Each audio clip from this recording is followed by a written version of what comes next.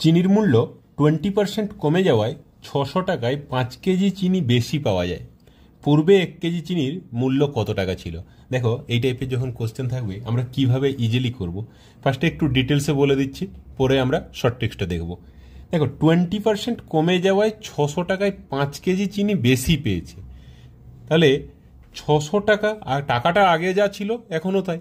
তাহলে 600 টাকায় 20% কমে যাওয়ায় সে কত টাকা তার সাশ্রয় হচ্ছে না? 600 এর 20%, দ্যাট ইজ পার্সেন্ট কাটলে দুটো জিরো কেটে দাও, 6-20-তে 120 টাকা সাশ্রয় হচ্ছে। এই 120 টাকা সাশ্রয় হচ্ছে, আর এই 120 টাকায় সে 5 কেজি চিনি পাচ্ছে।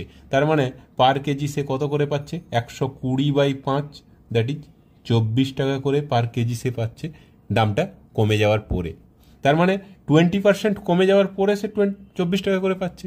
20% কমে যাওয়া মানে কত? 100% থেকে 20% কমে গেলে 100 - 20, 80%।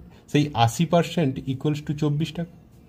তাহলে আগে কত ছিল? 100% ছিল। 100% বের করতে গেলে কি করব না, 100% ইকুয়ালস টু কত হয়ে যাবে? 24/80 গুণিত 100, 0 0 কেটে দাও, 8 3 3 10 30 টাকা। তাহলে আগে মূল্য ছিল কত? 30 টাকা। এবারে আমরা এতটাও করব না, আরও একটু শর্টে করব, আরও তাড়াতাড়ি করব। কিভাবে? দেখো, ফার্স্ট কি আছে?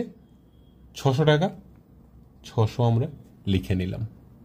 এবারে ইন্টু কত পার্সেন্ট দাম কমেছে? 20%, 20% লিখে নিলাম। বাই কি করব? কত কেজি চিনি বেশি পেয়েছে? 5 কেজি, তাহলে নিচে লিখব 5, ইন্টু 100/100 মাইনাস কত পার্সেন্ট কম? 20%। যদি বেশি থাকতো তাহলে প্লাস করতাম, আর যদি যেহেতু কম হচ্ছে তাহলে 100 - 20, দ্যাট ইজ ডাইরেক্ট 80 লিখে দিচ্ছি।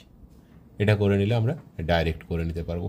পার্সেন্ট তোলার জন্য দুটো জিরো কেটে দাও, তারপরে 20 4-এ, 4 5-এ 20, 20 30-এ, দেখো ডাইরেক্ট 30 টাকা হয়ে গেল।